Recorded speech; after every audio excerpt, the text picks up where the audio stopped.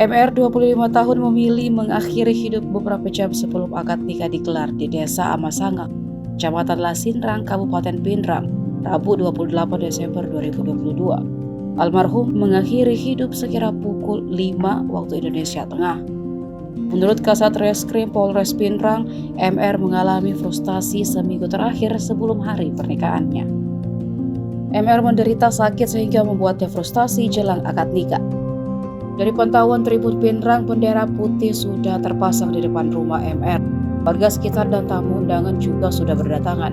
Di tengah suasana duka, dekorasi pengantin masih tertempel di setiap sisi rumah.